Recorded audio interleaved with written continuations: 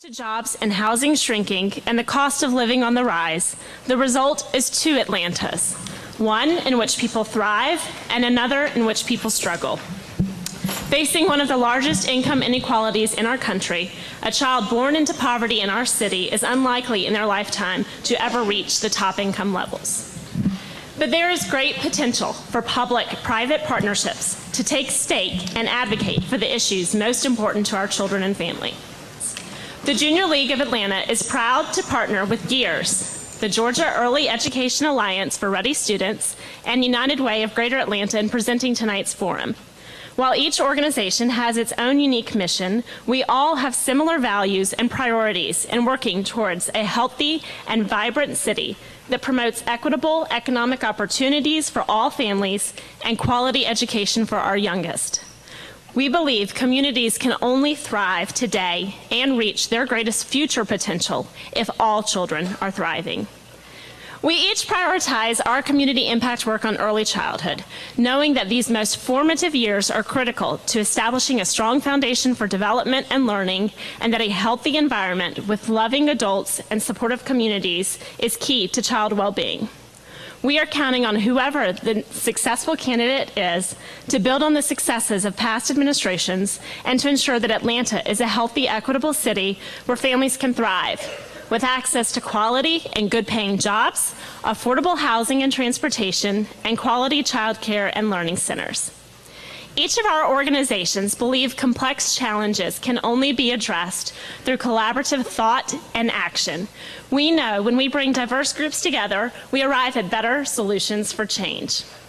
I stand before you representing our 3,500 members, relevant and modern women who are at the forefront of tackling the most pressing issues affecting women and children, acting as advocates on human trafficking, poverty, and education. We believe that women who are creative and courageous in their ideas must be a part of the solution. So I invite you to look around the audience tonight. The women you see in black dresses represent the power of the Junior League. And what has become an international movement, our members are wearing the same black dress for a week to bring attention to the prevalence of poverty in our community. The Little Black Dress initiative raises awareness and funds and highlights the work done every day by our community partners in fighting this crisis. This initiative speaks to the candidates tonight and calls upon their leadership as we learn their vision and actions each would take as mayor of our city to impact the tens of thousands of families who work, live, and learn in this beloved community. We thank the candidates for their presence tonight and are glad that they too value the importance of a city that supports families. A few housekeeping notes. We send greetings to all who are tuned in live on Facebook through United Way of Greater Atlanta's page. Playback will be available following the conclusion of tonight's forum. We will be tracking the evening's conversation under the hashtag ATL4Families. That's hashtag ATL4Families. And at this time, it's my privilege to introduce our moderator, who will guide the candidates through this evening's discussion. Stephanie Blank has a passion for making a difference. A noted philanthropist and civic leader, she is a proud Pace Academy parent and the founding board chair of GEEARS. We are in very good hands tonight, and I'm pleased to introduce Stephanie Blank.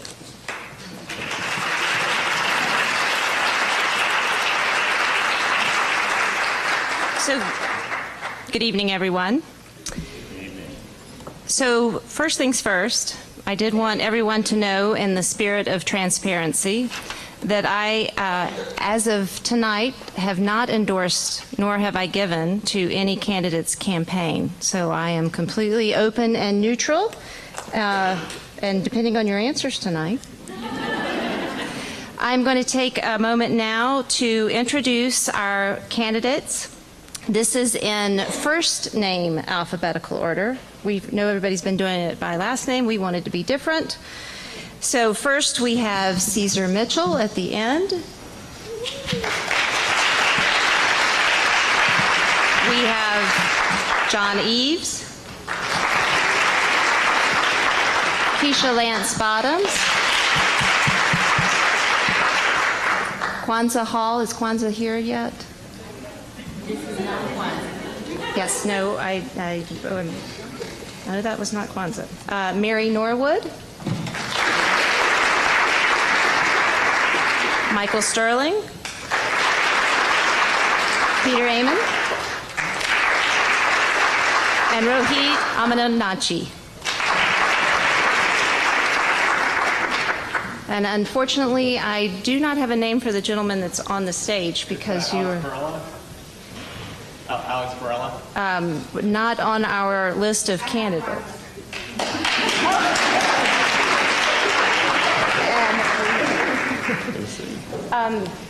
And I'm sorry, sir, you will have to vacate that seat for Kwanzaa. Thank you.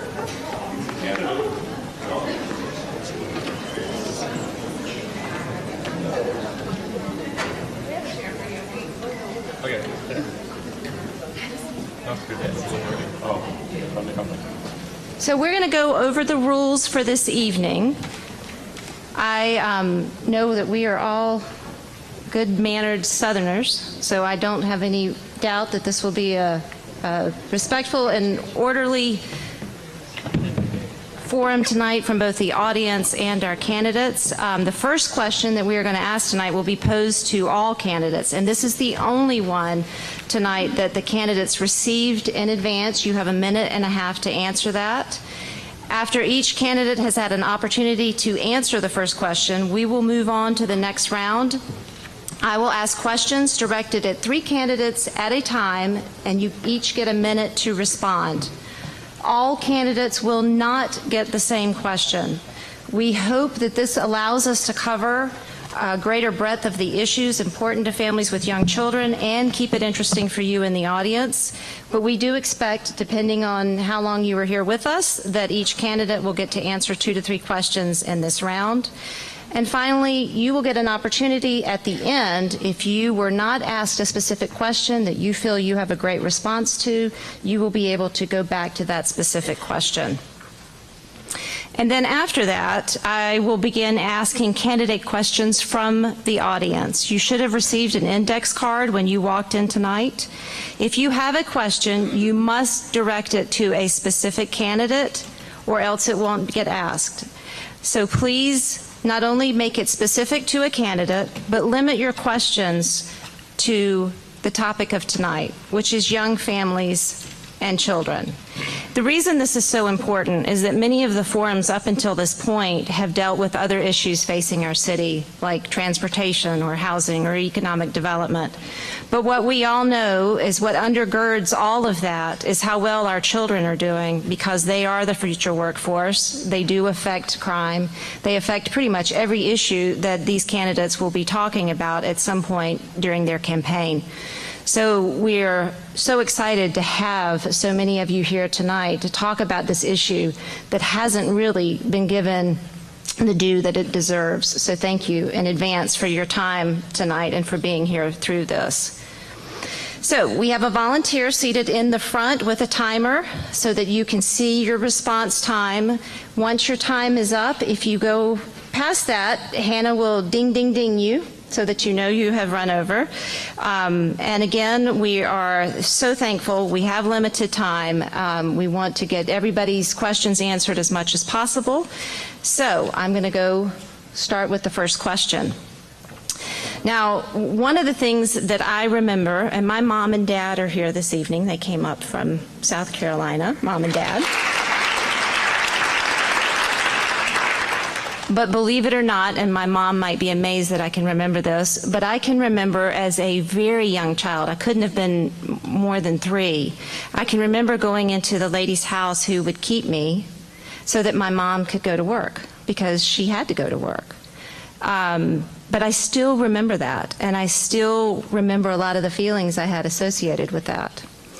Those formative years have lasting impact on how we turn out as adults.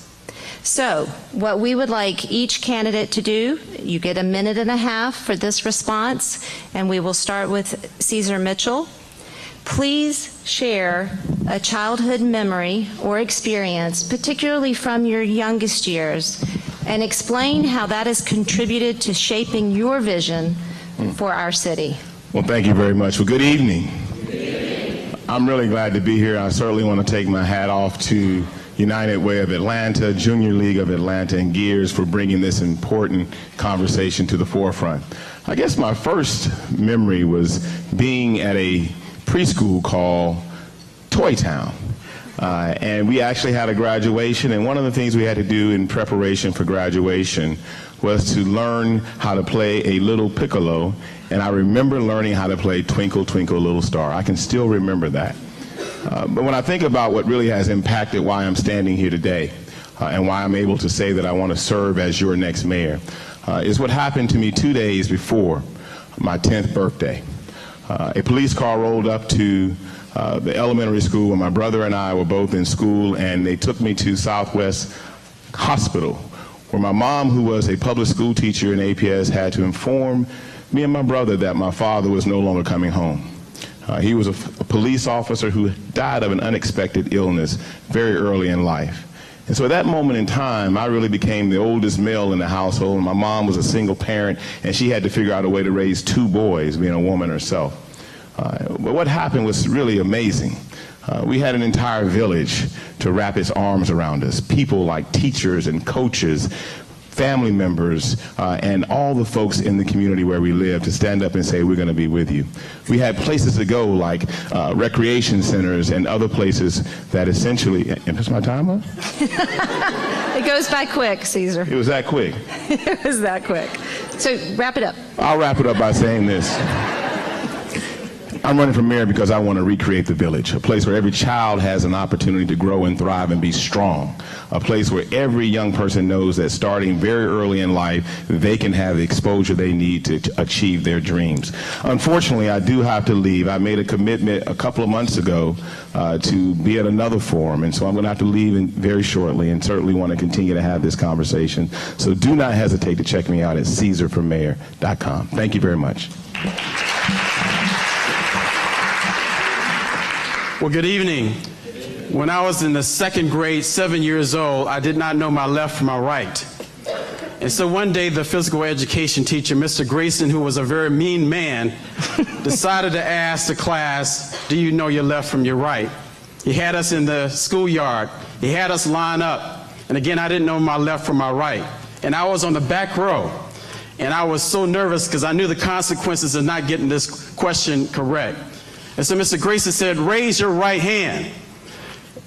And a lot of the kids raised this hand up. And I was in the back, and I was nervous. And my gut was saying, nah, I'm not sure if that's the right hand. But I saw a majority of them raise this hand up. And Mr. Grayson said, all of you with this hand up, go over here. And I went over there. And those of you with this hand up, go over there. And there were just a few over there, but the majority were over here. And I said, surely this is the right hand. And this is during the days of corporal punishment. And Mr. Grayson took out his strap and he whipped us. And at 7 years old, I learned this valuable lesson.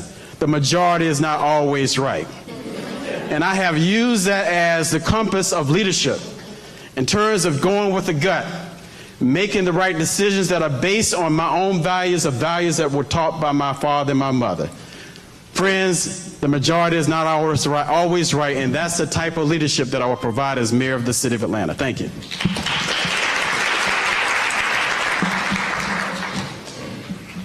I'll start off with a happier memory. I am Keisha Lance Bottoms, and when I was in 2nd grade, my dad was an entertainer, and there was a show called Future Shock that James Brown used to host. And he was about to do this show, and my mom ran and got me some new clothes so I could be on the show. And I missed the show on TV because I went to bed too early. But the kids at school told me there was a split screen, and my dad was singing on one side and I was doing the robot on the other side. And my takeaway from that was sometimes you just need to stay up a little later if you want to know what's going on in the world. And I still struggle with that now because I can't stay up past the 10 o'clock news quite often. But the other side of that story, I learned very early on that sometimes good people make bad decisions. And when I was 8 years old, my dad made some decisions that landed him in prison. And when I was in 6th grade, my mom was struggling so much as a single mother that she didn't have money for us to put gas in the car and get the car fixed for me to attend the first 2 days of middle school. But when I got there was a teacher by the name of Georgianne Mack who taught me how to project in front of a crowd. I memorized poetry. I can still quote Edgar Allan Poe. And the lesson from that she taught me that I bring with me today is if you don't do your best, you shouldn't try at all. Thank you.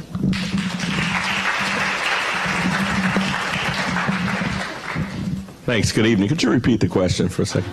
Yes. So many good stories here. So we want you to share a childhood memory, particularly if it's a younger one, or experience, and explain how that has contributed to your vision for this city. Great, great. Good evening, everyone. I'm Kwanzaa Hall, Atlanta City Councilman for District 2, and I was born and raised in Southwest Atlanta. And when I think about, I have a lot of great childhood memories because I had parents who really instilled in me connecting to our community. We were able to ride our bikes on our street right off of Campbellton Road near Venetian. We went to Atlanta Public Schools. But the one thing that really sticks in mind is the fact that we had teams that we played on. We played Little League football.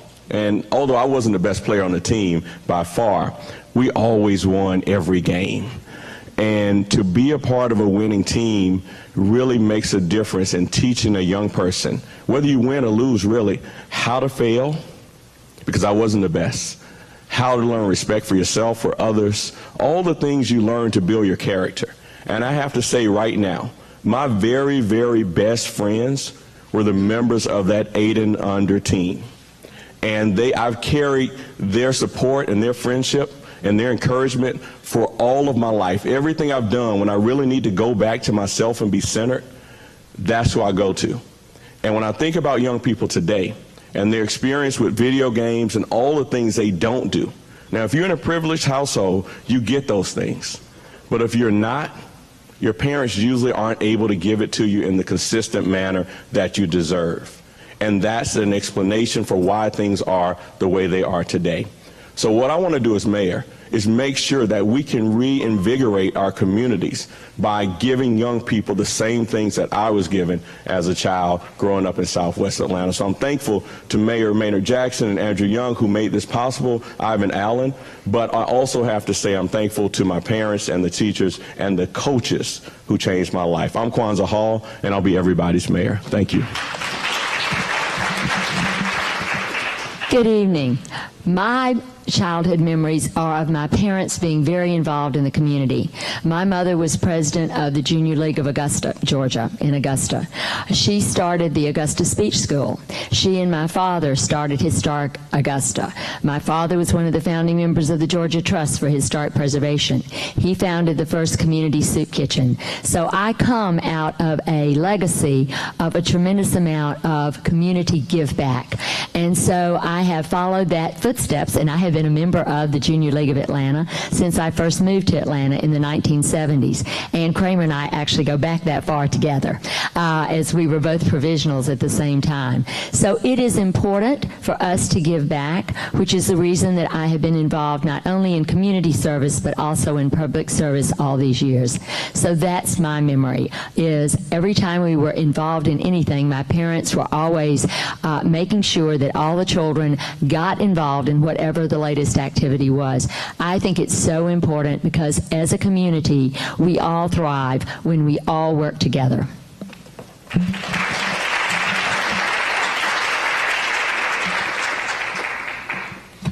Stephanie, I've got to admit that I'm at an unfair advantage because this is actually how I start every mayoral forum, with my favorite childhood memory.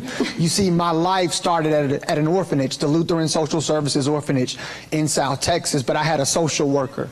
Her name was Ruby Douglas, and Ruby Douglas was committed to helping abandoned kids like me find a loving and a caring home.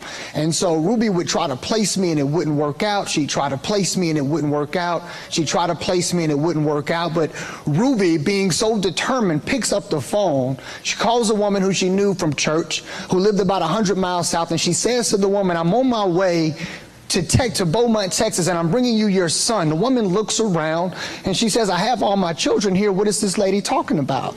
And Ruby says, no, I'm bringing you your son. And Ruby drives 100 miles with me in tow, only on faith and determination. And she gets to the front door and she says, this child belongs with you. My mom takes one look at me and she says, he's going to be nothing but trouble. She says, but he's our son. This child's supposed to be with us. And because of that, I got what every child deserves. And I got parents who wrapped their arms around me and told me my dreams could become my realities. Grandparents who pressed the hopes and the dreams of their generation into my soul. And so I understand that my life was in the hands of a public servant who just cared enough to change my life forever. And that's why I decided to run for mayor, because I understand that the circumstances of our kids depend on public servants willing to do the right thing. My name is Michael Sterling, and I look forward to the conversation we're going to have tonight.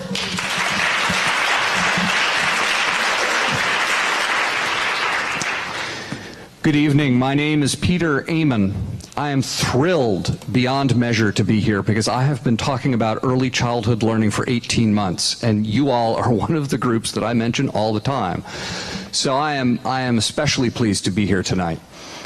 Both my parents were involved in public service. My mom was a grade school teacher who went on to serve on the library board and ultimately the elected school board of the public school system I went to. My dad was a township commissioner and helped run our town. In fact, one of my earliest memories was being shaken awake at night at about 11:30 or midnight and being told that my dad had actually won his first election. And so I grew up in a household where at dinner time, and frankly many times during the day, there were discussions of how schools impacted kids, of how cities and towns impacted kids. And it was more than just discussions. We would have constituents, voters, come to the house and talk about issues they had, problems they had, and I got to sit with my mom and my dad and listen to how they helped people, how they balanced the various, frankly, sometimes simple, sometimes complex issues that people bring to their elected officials. And so I learned through that process what value you can bring as a local elected official. And since that time, I've had a deep passion for and commitment to local municipal government service. So again, my name is Peter Amon, and I look forward to all of the issues we're going to talk about.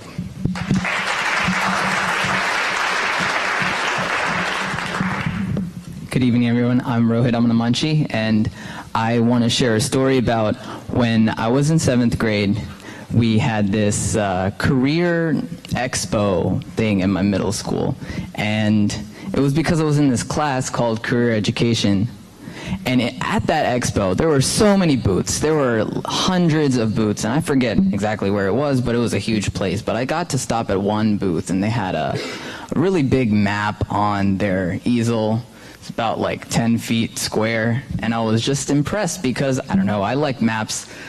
I like looking at maps, so there was this huge map in front of me, and it was the utility company, so I was very impressed, and it was kind of from that moment I knew that I wanted to do something in that field, in public service, specifically in that area. So later I got the opportunity to intern at the Charlotte Department of Transportation in high school, and that just reinforced that I knew what I wanted to do, which was to be a transportation engineer. But the things that went right in that whole process, having exposure to all sorts of careers in 7th grade, and then being able to follow up with that in high school, it was just a really kind of perfect path for me to figure out what I wanted to do and figure out how to get there. And I think that opportunity should be available for every student, and it's kind of our responsibility to deliver it. So that's what I'm going to be focusing on talking about tonight. Thank you. So I'm going to be directing questions now at candidates. You have been kind of chosen randomly, and we should have another mic available. If you will just pass it to the candidate that's being asked the question. This first question goes to John, Kwanzaa, and Caesar. I actually read the city's Bill of Rights, believe it or not, and in it there's some interesting things, one of which says the City of Atlanta shall promote the right of the people to clean air, pure water, freedom from excessive and unnecessary noise, and the natural, scenic, historic, and aesthetic qualities of the environment. Given how important nature and outdoor play is to the healthy development of children, what are your plans to increase access to safe, appropriate play spaces and for preserving our trees and our green space? So thank you so much for that question. One of my big topics of part of my platform is neighborhoods. I'm a firm believer that all people in our city deserve to be in neighborhoods that are economically vibrant and affordable. There are 252 neighborhoods in our city. However, there's a great variance between those that are doing really well, those that are doing poorly. The ones that are doing poorly, you have a disproportionate number of young people who do not have access to the services, the parks, the other services that are available in other areas of our city. And so I am going to be pushing something called the Purpose-Built Communities Model. And the Purpose-Built Communities Model is based on the good work that was done in East Lake, done by the East Lake Foundation, in which $100 million were invested over 10 years that truly transformed that neighborhood and gave kids access to parks, access to green space, as well as access to quality early learning education and a quality school. Caesar?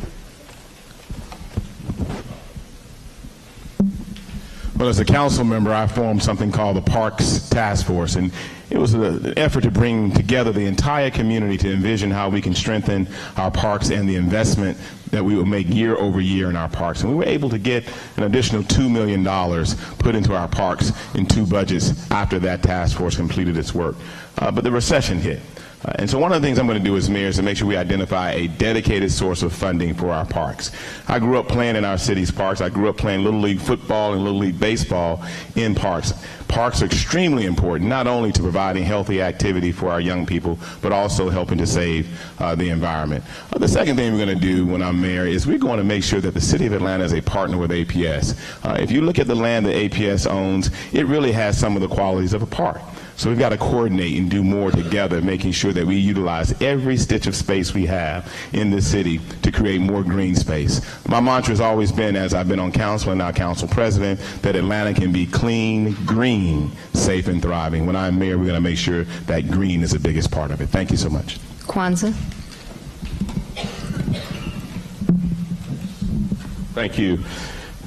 I've said we have to put people and neighborhoods first, as I've done in the Old Fourth Ward for the last 15 years. We've worked in a very detailed manner to focus on giving the families and children who live in the greatest amount of poverty in the Boulevard Corridor. Average income is $3,000 a year. Average rent is $12 a month. There's 700 families, 3,000 people. There are a lot of parks nearby, but if you live in a concrete jungle like that, it doesn't feel like that, because you have men on the block who hang out in the parks and they take them from the children. And that's the majority of the neighborhoods in our city that are south of 20 and west of Northside Drive. So we really have to approach parks from a very different standpoint when you're looking at neighborhoods that are challenged and in the margins from those that have a whole lot. And one thing we can do is regenerate the former Atlanta Housing Authority properties. There are 11 of those. We could use the purpose-built model, we could use the integral model, or maybe even a newer model that incorporates all of these properties and the best ideas to make things great. One thing I've been blessed to be able to do representing the heart of the city is to see what a park like historic Fourth Ward Park can do to bring all kinds of people together. That brought the families and children out from Bedford Pines, and it brought families from Emmett Park and from Virginia Highlands and from outside of our city to congregate together. I've passed legislation for 100% clean energy in our city by 2035. I think that plays very well to clean air, clean water, and looking at our land and managing it better. We have over, well, I'll wait. Thanks. You are over. Oh, okay, thanks. I'll take it later. Yeah. I think Caesar is now going to his other commitment. Is that correct? Thank you for being here. So the next question is for Mary, Keisha, and Rohit.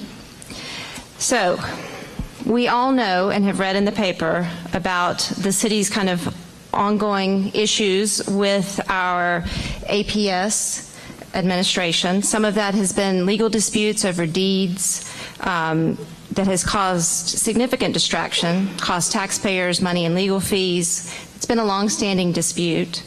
So not only is that issue, but the overarching issue of the mayor's role in public education and with the superintendent of APS is critical to how we go forward. Can you describe your view of that role and how you would address some of these issues? Thank you. Several years ago, Andre Dickens and I introduced legislation to actually force the transfer of the Georgia Dare School from the city of Atlanta, where it had been held hostage, to the school system. We were not able to get that passed. That's a long story, and you don't want to hear all the ins and outs of politics, but that is how strongly I felt about it. For us to thrive as a city, we have to have the mayor and the superintendent of the school system be absolutely arm in arm, making sure that we are sharing resources, that we are helping each other every single way we can. One of the things that the city can do, and we have certainly had the Centers for Hope, but I think that needs to be revamped in a way that we know exactly what programming is going on in each of those Centers of Hope, so that our children have great experiences after school. I have recommended that we have our performing artists, our studio artists, and others be involved in those activities so that the children want to participate. So I will be a full partner with the school board and with the school superintendent. Thank you. I have 4 school-age children, so I am in the thick of things, if you will, as it relates to what's happening with our public education. But I was also a magistrate judge for 6 years, and what I saw is that close to 95% of the men who came into court had not finished 9th grade. And it is my belief that although the mayor's office and the city of Atlanta don't have direct oversight over APS, as a city, we either pay on the front end or we pay on the back end. Frederick Douglass says it's far easier to build strong children than to repair broken men. That's why I am committed to appointing a director of education to create a proactive relationship with APS, not a reactive relationship. Everything about our city goes back to our schools and the quality of education. Whether or not families choose to live in different areas, our traffic patterns, where companies choose to locate, etc. Our crime rates are directly related to our education standards. And I'm committed to appointing a director of education so that we can work on all of these issues simultaneously. Rohit, you want to close this out? So it seems that there's been some kind of confusion between what is owned by the city and what is owned by APS, but I definitely agree with Mary that there has to be an arm-in-arm relationship to solve some of these issues. So since the city currently owns some APS properties and some schools are closing when they in fact need to be opening more schools, I think the relationship that the mayor can have with APS is to create schools that are within neighborhoods so that they could be connected to the neighborhood that they're in, providing better access to the school for the kids that live there so they can walk and bike there, and to also provide extra access to after-school programs and opportunities. Like I said in my intro, I would love to see more partnerships between APS and other agencies in Atlanta, like institutional agencies like Georgia Tech and Emory, or things like the aquarium, to really be able to have that connection from just public school to knowing what you want to do when you grow up. I think the mayor can really help public school students with that. So this next question goes to Peter, Michael, and Kwanzaa. So one of the common threads that we all heard tonight from everyone on the stage, including me, is we all had amazing parents who were involved in our lives, who provided a lot of the things that we needed to be healthy and successful. However, many of our city's youth are dependent upon a school system that can meet their academic needs, and also services and supports outside of that to ensure that they are safe and healthy. What would you do as mayor to ensure that these services and supports that our kids need are in place outside of the schoolhouse? Thank you. First, I would say that I am absolutely committed to be a partner to the Atlanta public school system. That's absolutely critical. On making services available to kids outside of APS, the first thing I talk about is early childhood learning. I have been talking, as I said, for 18 months since I began running about the need to institute universal early childhood learning programs to anybody in the city who can't afford them for free. So this is going to be a sliding scale. Right now, below the age of 5, we have 27,000 kids. About 11,000 of them, or 40%, are living below the poverty line. And we need to start with philanthropic and corporately funded and supported early childhood learning and make it available to as many children in the city as we possibly can. We then need to build on that with wraparound services at the schools, whether it's mental health, tutoring, big brothers, big sisters. All of these things need to be done and can be done through an umbrella, a couple of umbrella nonprofit organizations working in partnership with the City of Atlanta and the Atlanta Public School System. And in fact, within the city, I'm going to have a department or a group focused on youth development and the importance of all of these initiatives throughout all of the age ranges within the City of Atlanta. Thank you. I think this question requires us to talk about the partnership that the city should have with the Atlanta Public School Systems. I've frequently said that I want to be a partner in chief with APS. And as I've talked to both school board members and teachers around our city, they frequently tell me about the hierarchy of needs, how students who face social challenges that teachers just simply aren't equipped to solve have a more difficult time of learning in their classrooms. And I think this is where the city can be a critical partner with APS. We can systematically find out what those challenges are that our students are facing in partnership with APS, and we can work on solving those challenges and problems by making sure we extend the hours at our centers of hope for students who need additional tutoring or a place to go when their parents can't be there in those critical after school hours. We can work to solve problems like hunger and workforce training for families that need that type of assistance. We can work systematically with APS to understand what are those critical social challenges your students are having in the classroom that will impact their performance, those critical social challenges outside of the classroom that are impacting their performance inside of the classroom, and how can the city be a partner in helping to address those challenges?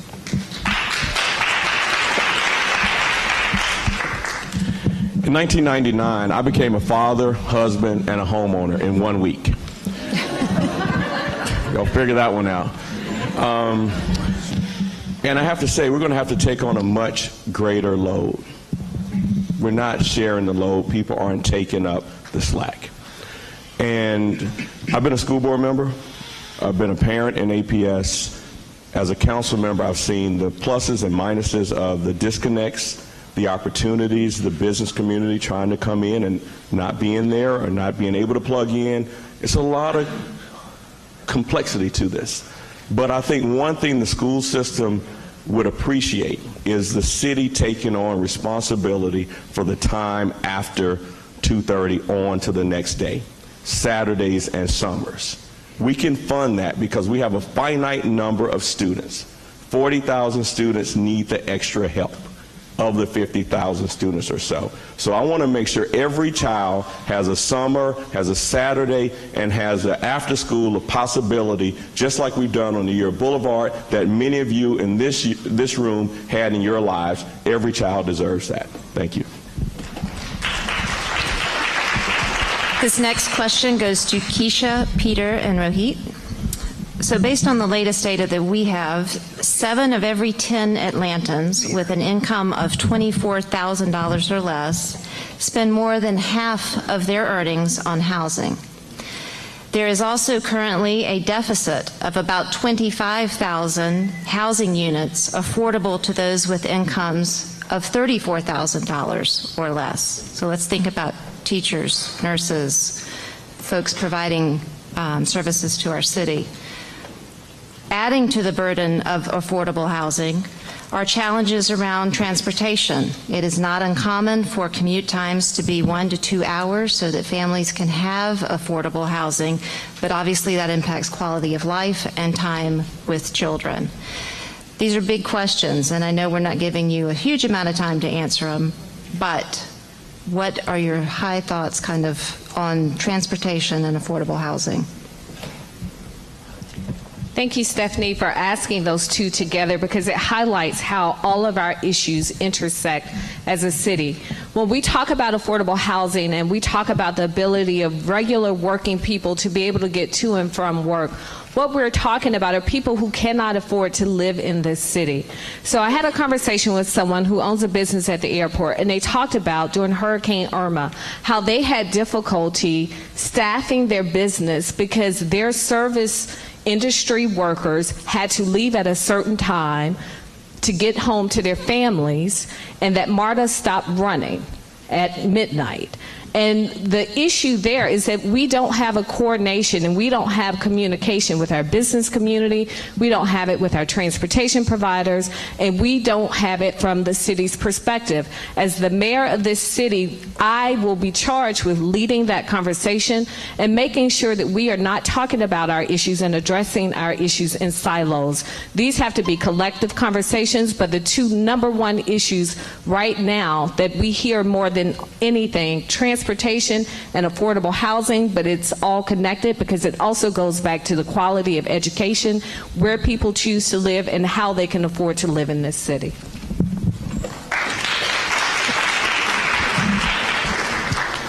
So we have a huge opportunity in front of us to work on these issues. On the transportation side, we have up to $14 billion coming online that the next mayor and city council will spend on improving transportation and infrastructure in the city.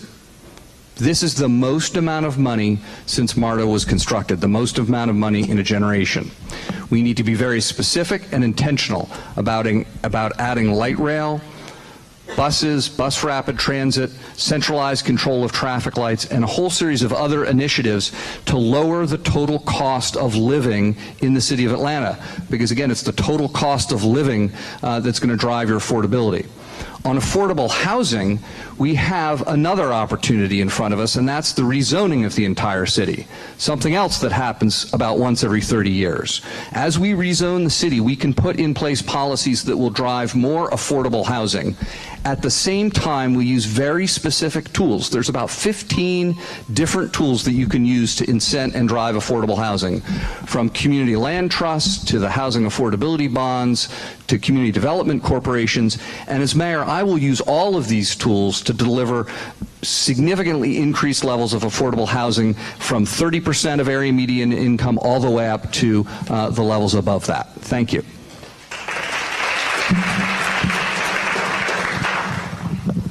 Well, this issue is a pretty serious crisis in our city, both the traffic and the affordable housing issue, and I wanted to present bold shifts to the way that we're moving to be able to solve them. So, well, as Peter said, this is a really unique opportunity in that it's time to invest in transit, but the real answer to the question is to be deliberate about the design of how housing and transit are connected, and also to seriously increase the amount of reliable transit that we have in this city. We could have a world-class transit system in just a few years if we did it right, and if we use this opportunity to combine not just housing but also other neighborhood amenities and get them built close to transit that's reliable, and altogether we would have a connected city where not only do you have a neighborhood where the amenities are accessible really close because it's dense, but also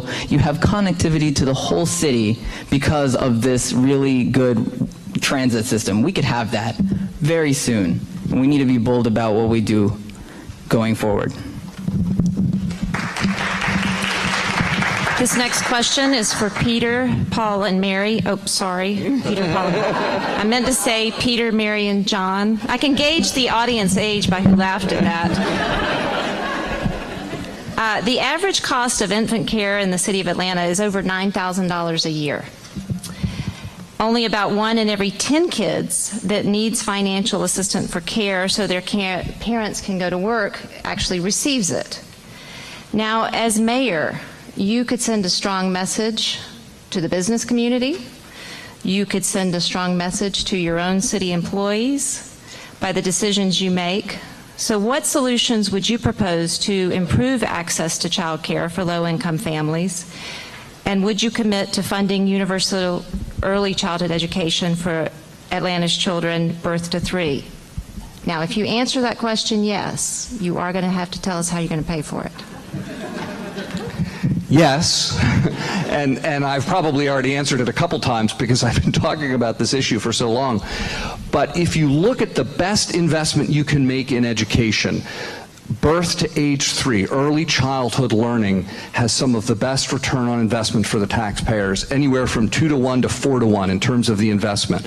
It has lifelong benefits for the child and, frankly, for the family, because we can get the parents into a variety of programs that they don't have the ability to get into now, including, by the way, job training and placement programs.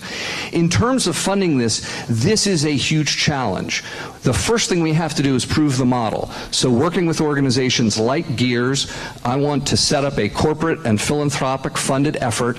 We're going to use quality rated daycare locations, and we're just going to work to expand every year the number of kids that are covered.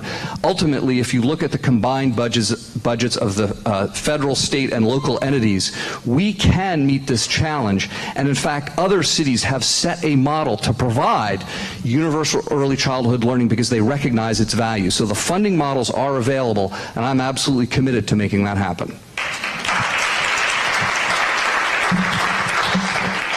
I think the strongest signal that the mayor can send is to get child care, qualified, certified early education child care at City Hall for city employees, at our city sites throughout the city, as well as to be the spokesperson to the industries in town, to the companies in town, for them to have corporate child care sites that are certified through DECAL, that are working closely with GEEARS, so that our children get the kind of early enrichment that we know makes them thrive. Because we also know that Learn for Life, which is a consortium of 4 groups and the Junior League being involved in it, with the Metro Chamber, United Way, the Community Foundation, and the Regional Commission, have gotten the superintendents of 5 core counties and 3 city schools, Atlanta, Marietta, and Decatur, and all of those superintendents have said the #1 goal is for all children to be reading at 3rd grade level in 3rd grade.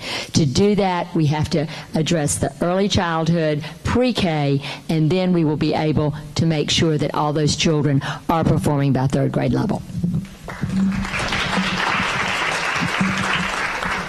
Yes, bold idea. 40% of the Atlanta budget goes towards corrections and law enforcement. 40% of the Fulton County budget goes to criminal justice. You add all those budgets up, it's $500 million a year. $500 million a year. We have 2 law enforcement communities, we have 2 court systems, and we have 2 jails in the city of Atlanta. I propose, and there is a school-to-prison pipeline. 80% of the folks in the Fulton County Jail are high school dropouts. And a lot of it starts in early childhood, in which a missed opportunity is found or lost.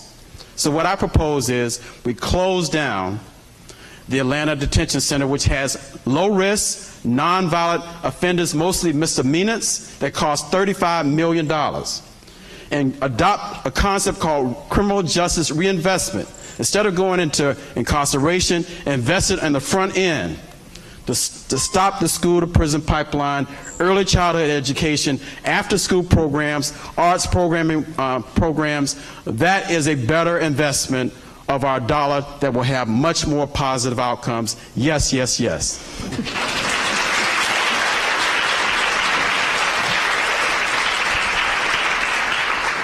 Now, candidates, please remember, if you're hot to answer a question, you will get an opportunity at the end to go back to anyone. The next question is for Michael and Rohit. We have given an equal number to every candidate, so there are only 2 for this particular question. But as was mentioned earlier, the Junior League's Little Black Dress campaign brings awareness to women and girls living in poverty. Right now, we have about 350,000 women and girls living in poverty here in our metro area. And in the metropolitan Atlanta region, a child raised in the bottom fifth of income levels only has a 4% chance of rising to the top fifth income level. How will you use your influence to promote policies known to correlate with high economic mobility? Thank you so much for this question. If you go back and look at from the very first day when I started running for mayor, I read the Casey Family Foundation reports, the Annie Casey Foundation's report, and it was one of the things that inspired me, this very issue, the low economic mobility rate. And I think that we've got to do a couple of things, and I actually laid out in April of this year a fully formed women's platform which addressed the very issue Stephanie just mentioned about the number of women we have living in poverty. I called the Atlanta Women's Foundation and I said, what are the biggest issues you all are facing? What are some of the challenges? And how can I put that in a policy point that will allow you to address those challenges? And I did that by laying out 5 policy points that will address some of the issues we're facing, including having a workforce development center training specifically for women who are living in poverty. So making sure that we're providing a path to self-sufficiency. Investing in early childhood education is demonstrated to reduce inequity. This isn't a new issue. In 2014, the Obama administration issued a report that laid out very comprehensively how early investments in childhood education reduce inequity years later. And I have much more to say, but I'll respect the timekeeper.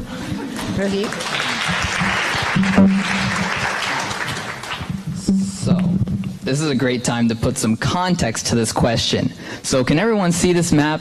If you can't, it's pretty clear that the context is that the poverty is not distributed, but it's concentrated on the south and west side of the city.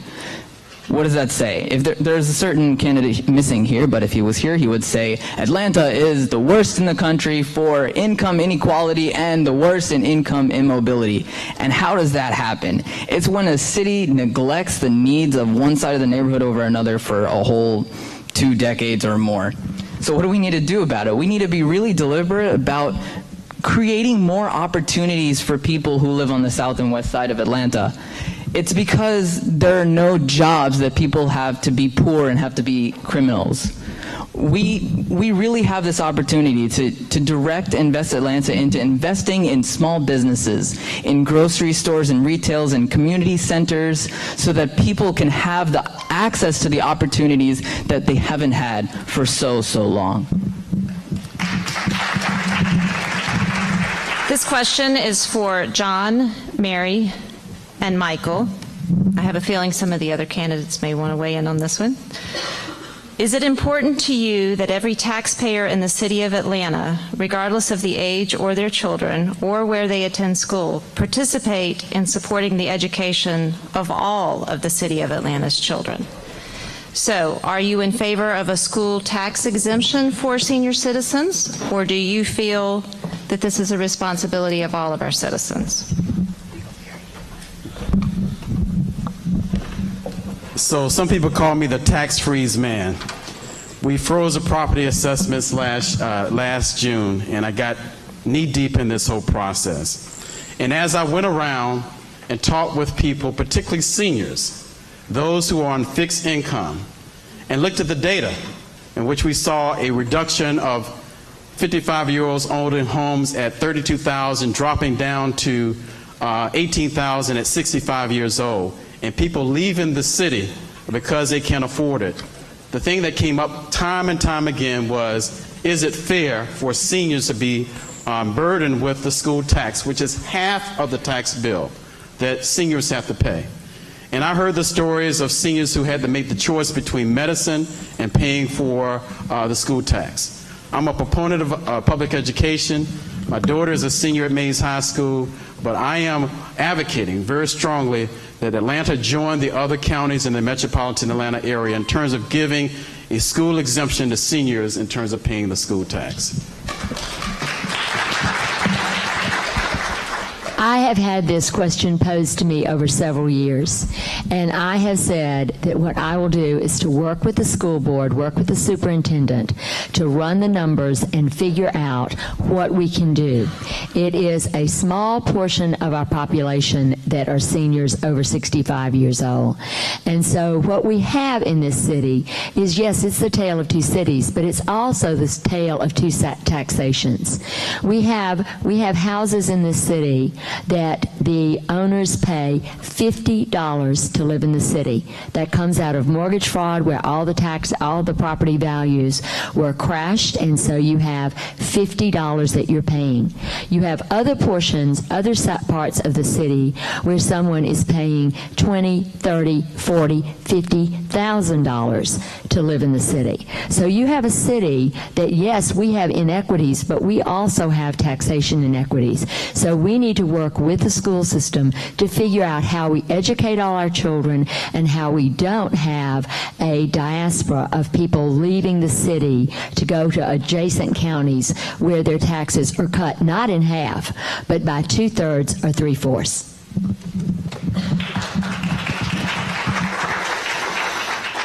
I think that everybody in our city benefits from every child getting a quality education. And so I'm not prepared to freeze taxes for any particular group as it relates to our school system. I want to make sure we support our school system. Now, I've got some other plans that will provide relief. I've advocated for a cap on how much property taxes can be increased year over year, like many states have done, and put into place. That'll put something into place where we won't be taking money from APS, but we will be providing a certain amount of tax relief so people aren't getting disproportionate tax increases, 40% and 50% year over year. I've also purported that we should increase the homestead exemption for seniors. So our homestead exemption sits at about $30,000 right now. It hasn't been revisited in at least 2 or 3 decades. We ought to revisit that homestead exemption and provide a higher homestead and try and increase that homestead exemption for our seniors. But I think there are things we can do to provide relief without taking away from the critical resources that APS needs to provide a quality education for all of our children. Now, before we move to the questions from the audience, each candidate has the opportunity to go back to one question that was not asked of them, but you feel particularly passionate about. Would you like to start, Peter? So I spoke very briefly, and I want to extend my comments on working with the Atlanta Public School System.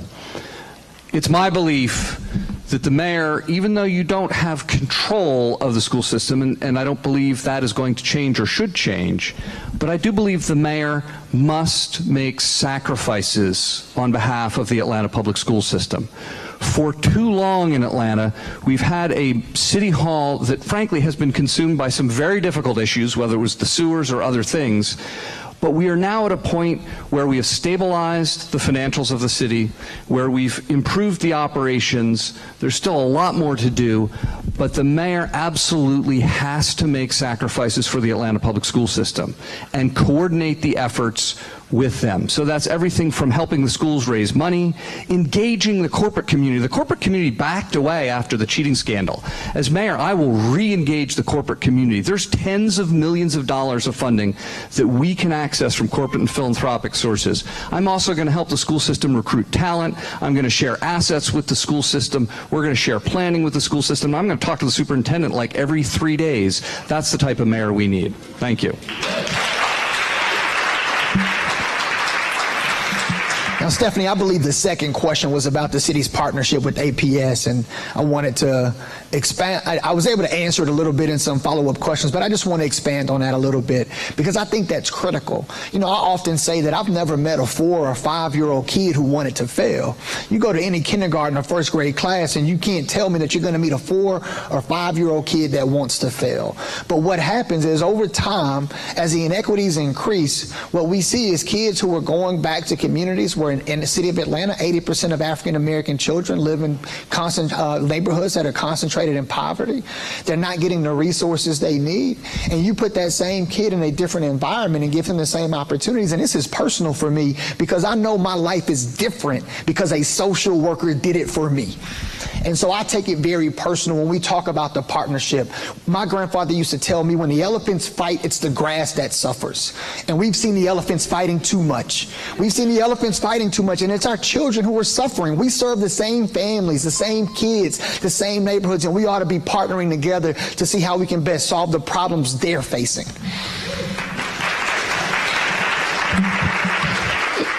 Yes, I wanted to add something about about affordable housing. One of the big problems that we have are the workers that are coming into our central business districts and cannot get there, whether they're coming from Southwest Atlanta or whether they're coming from outside the city. So I have proposed an employer-assisted workforce housing program where we will use the housing opportunity bonds, a portion of them, and partner with the corporate community to provide assistance to workers who want to live near their work. So if you are, and all of our industries have this issue, whether it's our hospitality industry, our retail, government workers, medical workers, and office workers. Every one of those industries have people that are at lower incomes, lower wages. And so I want to get them closer to work to increase their quality of life, to give their children a quality education, and to have them have a benefit that they could not otherwise get. Stephanie, I want to go back over the tax question because I want you to understand where experience, knowledge, and skills comes into play. When you look at the senior population, 65 years and older, in the state of Georgia, according to the census, it has increased by 31%. In some of the neighboring counties, it's been double-digit. In the city of Atlanta, the senior population has grown by only 2%, according to the census. And the reason why there has been limited growth is because of the tax burden on the shoulders of seniors, those who are affluent as well as those who are poor. Many of them are leaving to go to other neighboring counties. It's a problem in this city. And I feel that I have a commitment and a desire to help some of the most vulnerable people in our society in terms of relieving the tax burden. It's controversial, but we have a $53 billion tax digest in Fulton County, and $78 million would be lost in terms of revenue. That is minor compared to the $50-something billion tax digest in the county. So I'm going to advocate that for seniors in terms of making sure that they stay in this city. Rohit you have the last rebuttal. So one thing I wanted to add about my influence with APS is that this generation is moving so much faster than any generation ever before. The kids that are born today are going to be more technologically skilled than us today because they grew up with these things. They grew up with iPhones and iPads, and they're going to have skills that we couldn't even imagine because of that. They're going to have access to the internet that we had never experienced at that age. Now, what does that mean for them? That means they'll be able to figure out the problems that we won't even know that we're having yet because they'll be so much further ahead of the curve. It's been said that the internet is the great equalizer. So what I wanted to finish with is that I think that every student in APS should have access to a laptop or a tablet that we should be able to provide a grant for so that every student in APS can be connected with those kinds of opportunities as well as the physical opportunities that I mentioned in other questions. So before I move to the audience Q&A, I did want to mention that Vincent Fort had a family emergency and Kathy Woolard had another commitment in the city this evening. And I kind of feel like we're down to the last man standing. I don't know if that gets you an award or anything, whoever's the last one here. A vote would be great. So, and I do feel like I'm used to my teenagers not listening to me, but I got, out of all these cards, only 2 people put the candidate on them. So I'm just going to, I hope that you're not offended if my question goes to a candidate that you didn't want it to go to, but since there were no names on these, I will just wing it.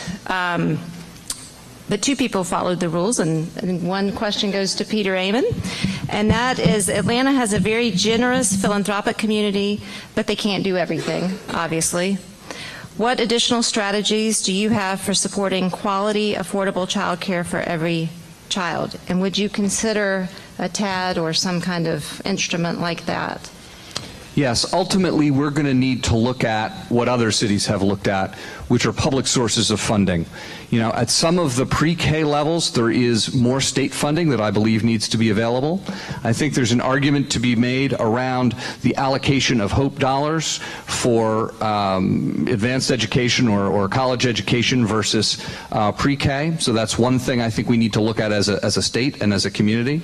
The next thing that we need to look at is once we prove this model, which I think we will be able to do with corporate and philanthropic support, I think we do need to consider support from other sources, whether that's a parking fee or tax, which I've also talked about for arts and culture and parks and green space. The problem the city has is that we're only 8% of the metro area. We do not have the tax base to do all the things that are required of us. We are strategically disadvantaged versus most other cities. So that is a challenge that we're going to need to face. The good news is that we do have a great corporate and philanthropic community, and I do believe that together we can be creative about running more efficiently and finding sources of revenue. This question is for John Eves. You mentioned, people were paying attention, John, you mentioned you wanted to reinvest funds from the detention center to early childhood. How would you phase in that plan, since obviously there are folks in there who are in need of those services in the detention centers, and we wouldn't want to abandon them. So how would you phase that, and how would you address that? Right. So this is a context. As chairman of Fulton County, I did massive criminal justice reform under my watch. 45,000 people went through the Atlanta jail in 2010. Only 25,000 went through the jail in 2015. Over a 50% reduction, because we focus in on diversion. We focus in on accountability courts. We focus in on pre-arrest programs. So that's the context. I negotiated with Mayor Shirley Franklin and Cassine Reed about purchasing the jail because the city recognized 8 years ago that they did not need the Atlanta Detention Center. The folks who are there are nonviolent, they are low risk, and the purpose of that is to be detained while they are awaiting trial. There's a much cheaper option to put them on an ankle bracelet, to have supervision. It is much cheaper than the approximate $75 a day to keep a person in prison or in jail. So that is a more effective, that is the way that you do it, is go towards diversion, putting people on ankle monitors, and that's a much more effective and cost-effective strategy. I'm going to give this next question to Michael. We often hear about separation of church and state. However, our faith-based communities have enormous power to affect change and to help. So would your administration seek to engage and work with communities of faith? Yes, the answer is yes. I actually, you've been asking me questions that are right on point with my campaign. I actually just said literally a week ago, and you could pull up on my Instagram page right now at Michael for Atlanta, but I just said a week ago that my faith calls on me and compels me to care for other people, and I think that's what our politics should do as well. And so I've had an opportunity, and when you're campaigning, you have an opportunity to visit different worship services. And I've got a diversity of experience over the last several months visiting different faiths and different worship services all over our city. And it is very, clear to me that people want to help. They want to figure out what they can do to improve their neighborhoods and their communities and support families. And I think faith plays a critical role. And, for me, I would definitely call upon our faith leaders who are directly in touch with communities and neighborhoods and families and see what are the things and challenges that your congregants are facing and what can I do as mayor to support them. But my faith calls on me to help people, and I think that's what our politics should do as well. Rohit, one of the things we've talked about is children having access to places to play, to get there safely.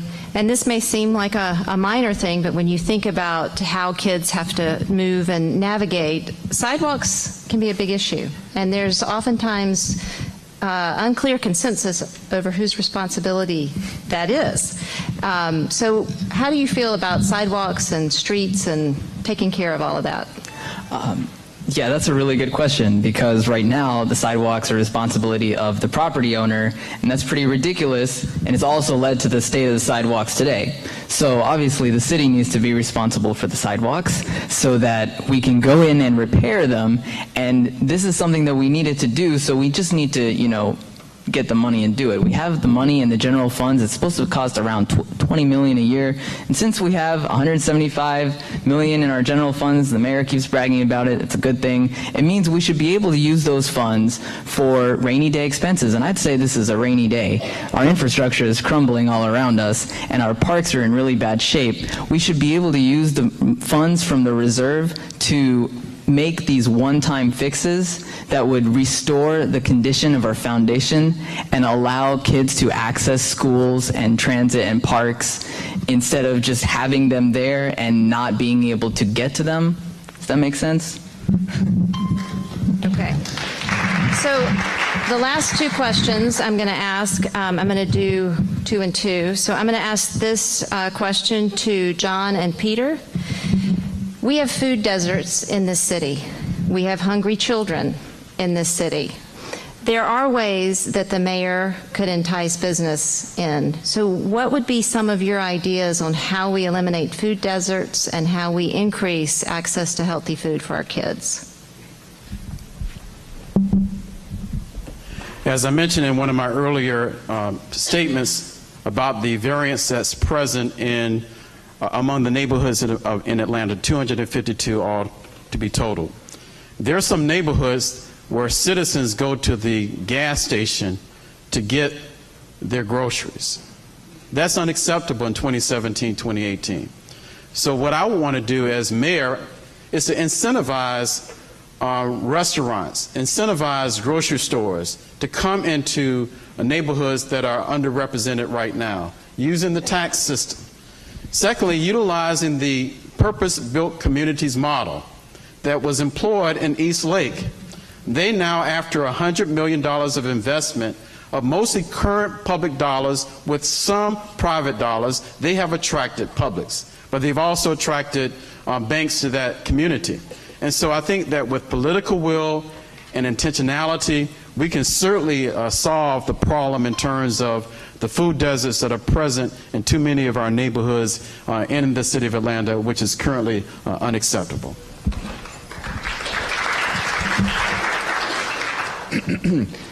We have food deserts and we have job deserts. So we have some significant issues. That's one of the reasons why transportation and zoning are so important. Specific to this question, though, around food deserts, as mayor, I will use the tax incentive tools that we have, the tax abatement tools we have, the tax allocation districts we have, to put in place a network of not only grocery stores, but mid and smaller size stores that make sure that we don't have food deserts anymore in the city of Atlanta.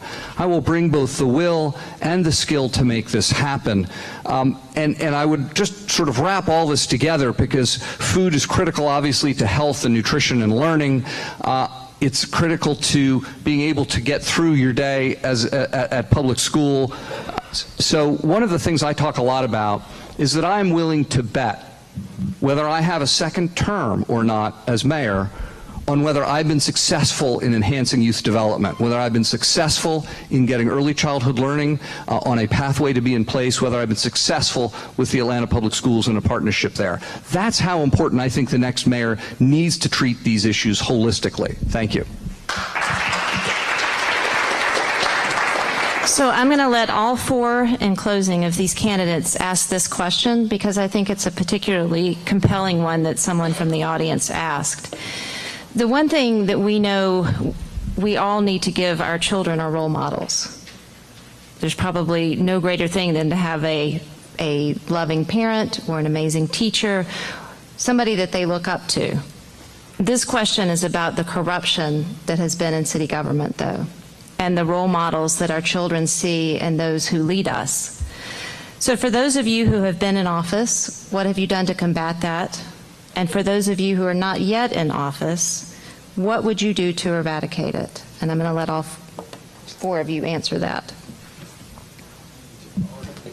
No. Whoever's got a mic. Okay, who's ever got a mic? So I served for 2 years as the Chief Operating Officer in the City of Atlanta, about 6 years ago in 2010 and 11. And in that capacity, any time I saw an issue that needed to be investigated, I had it investigated and I had people held accountable. In my first year alone, I fired many people for violating the procurement code of the city. And that's what it takes. It takes somebody who's willing to set the standard and hold people accountable. Unfortunately, City Council sets the whole procurement process and approves the contracts. So as COO, I was not able to change the answers, and frankly, that's not the way the process should work. It should work through the City Council and through a tight procurement process. But I'm committed as mayor to not only holding people accountable, but introducing the highest level of transparency, where you'll be able to see every check the city writes, what companies got the contract, but in some ways, most importantly, and distinct from some of my opponents, or all of my opponents really, which named individuals benefit from ownership in that company. That's what we need, is a database where you can search by name and see who's getting the money of the city, who's getting your money, and we can all hold each other accountable. Thank you. So past performance is a great indication of future success. When I became chairman of Fulton County, we were the poster child of dysfunctionality, very divisive along racial, partisan, geographical lines. We instituted, as a county government, a no-tolerance approach in terms of having an auditing department, an auditor, empowering whistleblowers, creating a culture of customer service, coming up with a strategic plan. The elected officials staying away from the procurement process, making it transparent, making it accessible so that any bidder could see where they are in the process. As a result of all those works, as a result of collaborating, bringing people together, putting you first, we as a county in July got an award from the National Association of Counties for the top county in the country among 3,000 counties for integrity, accountability, and transparency. That record speaks for itself. Thank you. I think you kind of asked two questions, Stephanie, one about role models and one about, certainly about corruption. You know, John Kennedy said in his book, Profiles in Courage, that mothers still want their favorite son to grow up to be president. They just don't want them to become politicians in the process. And, you know, I think about how we used to be so proud of our politicians. We used to look at them and say, that's how I want my son to behave or my daughter to behave. That's what I want them to grow up to be like. And I think we can get back to that again if we can find our hope again. I was a federal prosecutor, and I held people accountable for breaking the public's trust. Anytime I investigated multiple corruption cases, and I was actually responsible for putting people in jail who would violate the public's trust. So in 2014, when a report came out that our workforce development agency, one of the most corrupt agencies in our city, and our chief operating officer had done nothing to little to nothing to help solve the problems of that profoundly dysfunctional agency, I went over and I took it over. And I turned it around. And all the reports said that we had turned around this profoundly dysfunctional and corrupt agency to make it a bastion of hope for people to find jobs and opportunities. So I've taken on corruption in government, solved problems and challenges, and as a federal prosecutor, I held people accountable for breaking the public's trust. I think we could use that type of leadership in City Hall right now. And I mentioned this, I know my time is up, but I'm actually laid out a 5-point plan to mitigate corruption in City Hall, a very specific policy that says this is what we're going to do to make sure we mitigate corruption in City Hall going forward. Thank you so much.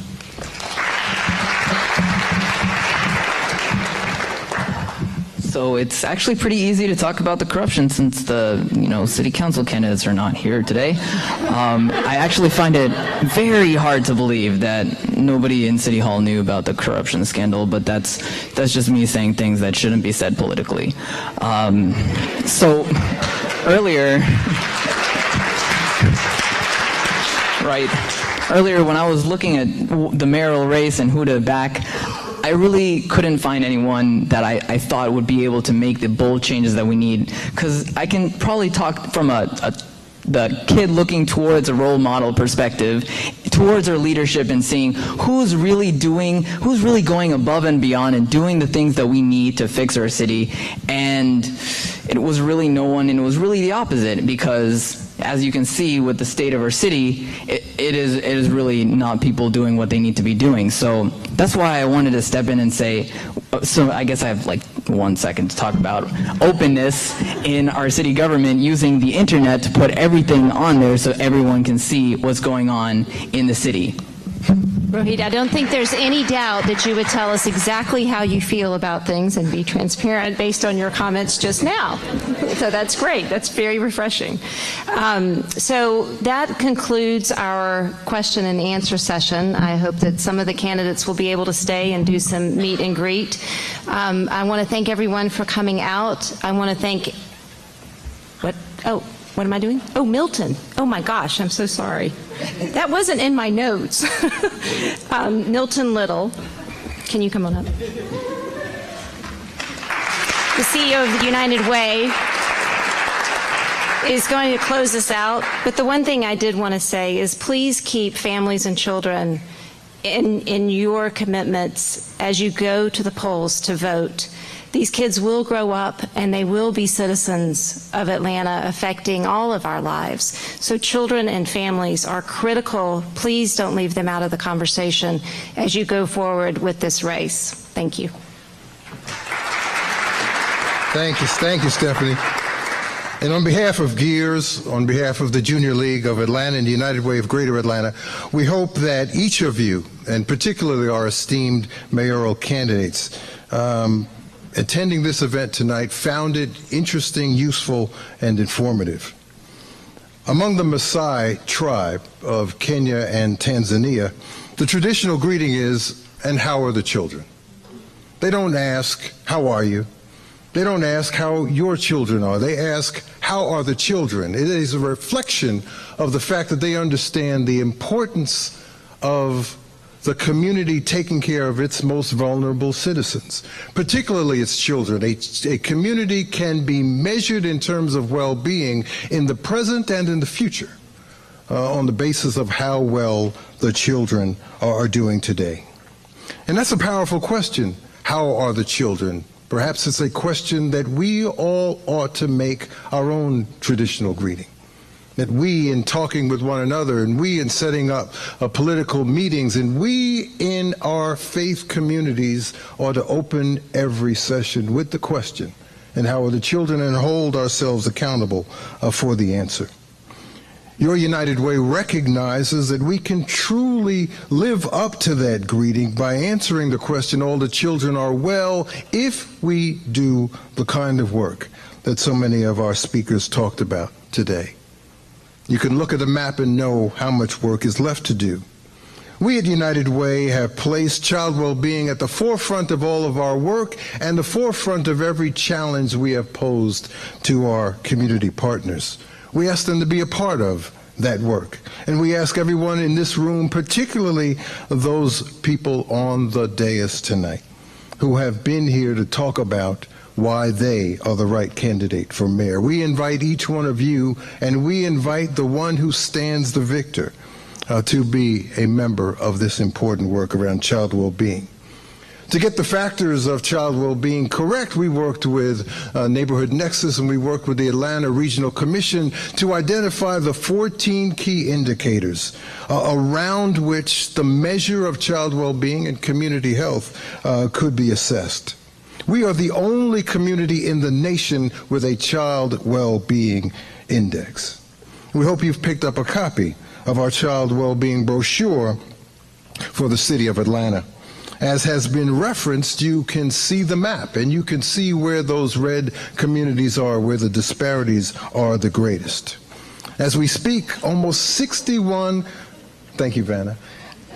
As we speak, almost 61,000 children in the city of Atlanta, 65% of all the children in the city of Atlanta are struggling in areas depicted by red on that map. The goal is to turn every community green. It ought not be a measure of your future, the zip code where you were born. The zip code where you were born ought to be a platform from which you can build. It ought not to be a prison from which you can never escape. Many of the questions that our candidates asked and answered tonight are part of the Child Well-Being Index. No child well-being should be dependent on that zip code. And we encourage you to remain in this dialogue and to do the work necessary so that we can all say the children are well. So again, thank you for coming. We thank the mayoral candidates for your time, your attention, your passion, and your vision for the future. We thank all of you and welcome all of you to be part of this United Way and Community Partnership. We hope you'll get home, and we look forward to seeing you next time. Thank you very much.